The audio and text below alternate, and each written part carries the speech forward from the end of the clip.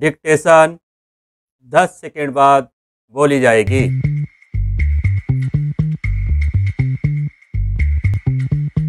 5 second, ready, start.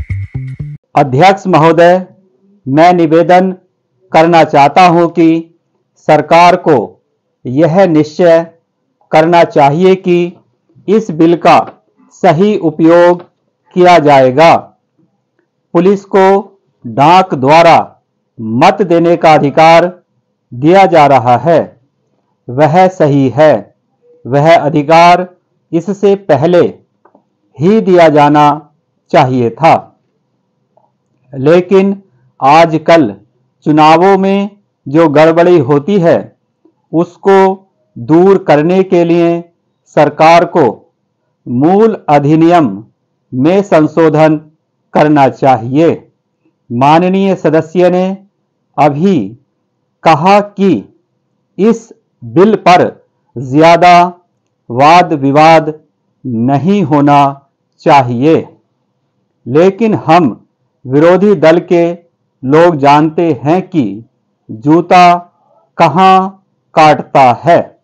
अगर Congress party चुनाव से पहले गद्दी छोड़ दे और सरकार में न रहे, तब हम देखेंगे कि कांग्रेस को कितने वोट मिलते हैं। चूंकि चुनाव के समय कांग्रेस पार्टी के हाथ में सरकार रहती है, इसलिए उसको इतने वोट मिल जाते हैं। मैंने मध्य प्रदेश में देखा है कि हमारे कुछ कर्मचारियों को आरोप लगाकर पकड़ लिया गया है। इस संबंध में न्यायाधीश का निर्णय वहां की विधानसभा में पढ़कर सुनाया गया है। पुलिस के वोट लेने के लिए ही यह बिल लाया गया है। हमें डर लगता है कि पुलिस पर दबाव डाला जाएगा। सरकार को यह बतला देना चाहिए कि ऐसा नहीं किया जाएगा। यदि प्रारंभ में ही चोर चोर का शोर मचा दिया जाए तो चोर घर में नहीं घुसता है, क्योंकि वह जानता है कि लोग जागे हुए हैं। हम अपना यह शक और चिंता इसीलिए प्रकट कर रहे हैं ताकि सरकार इन बातों का ध्यान रखे और चुनाव में होने वाली गड़बड़ियों को रोकने की कोशिश करे। यह जो छोटा सा बिल लाया गया है वह किसी विशेष मतलब से लाया गया है। जैसा कि विरोधी दल के अन्य माननीय सदस्यों ने कहा, यह बिल किसी विशेष पार्टी के हित के लिए नहीं लाया गया है। केवल अपने प्रदेश से बाहर काम करने वाले पुलिस के आदमियों को डाक द्वारा मत देने का अधिकार देने के लिए नहीं लाया गया है। मैं निवेदन करना चाहता हूं कि अभी देश में वे स्थितियां पैदा नहीं हुई हैं जिनमें वह अपनी मत के अनुसार जिसको चाहे वोट दे सके। सदस्यों ने कहा है कि मध्य प्रदेश के लोग जो नागालैंड में हैं, बेशक उनको यह अधिकार देना चाहिए, लेकिन इसके साथ साथ यह भी कहा जाता है कि हमारे राज्य में पुलिस के लोग हैं। अध्यक्ष महोदय, मैं कहना चाहता हूं कि हर आदमी को यह अधिकार है कि जिसको वह चाहे डाक द्वारा मत भेज सके। ऐसा तो नहीं है कि सभी मत किसी एक अधिकारी के सामने ही इकट्ठा करके भेजे जाते हैं।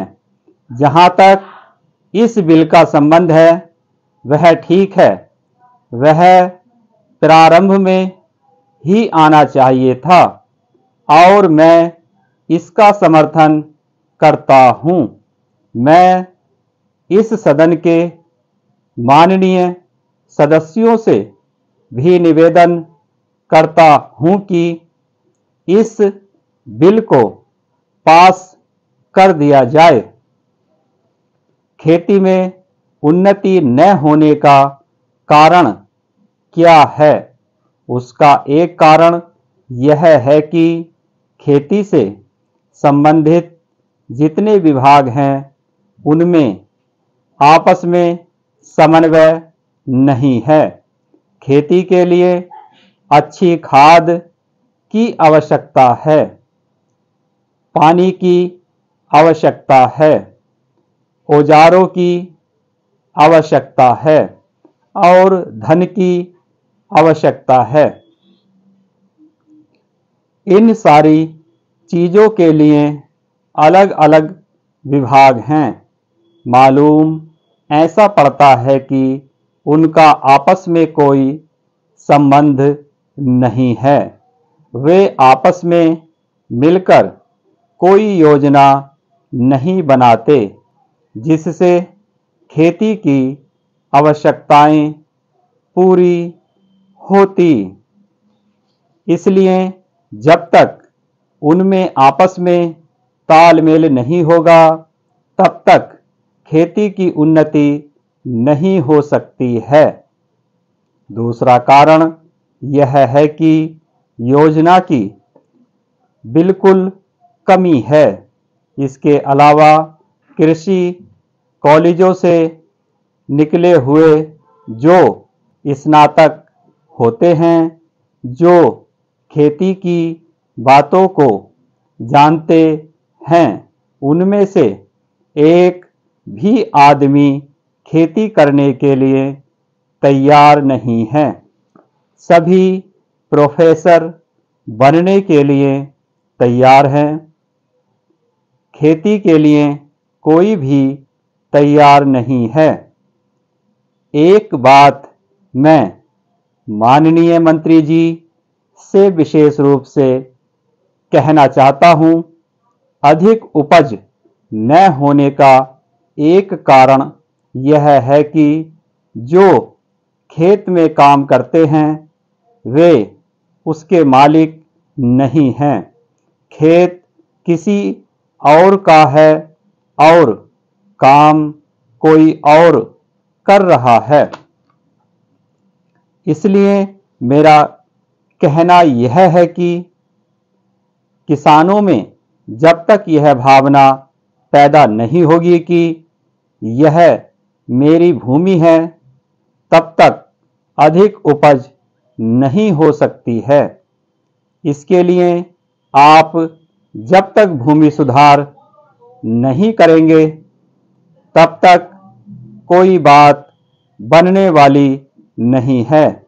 दुर्भाग्य से इस देश में खेती करने वाले बहुत कम लोग ही भूमि के स्वामी हैं। खेती की उन्नति के लिए मूल आधार है पानी, खाद, बीज, धन, उपज का उचित दाम और भूमि सुधार। इन सब की ओर कृषि मंत्रालय का ध्यान नहीं है। सरकार को प्रत्येक खेत को पानी और हर आदमी को काम देना सुनिश्चित करना चाहिए। स्टॉप।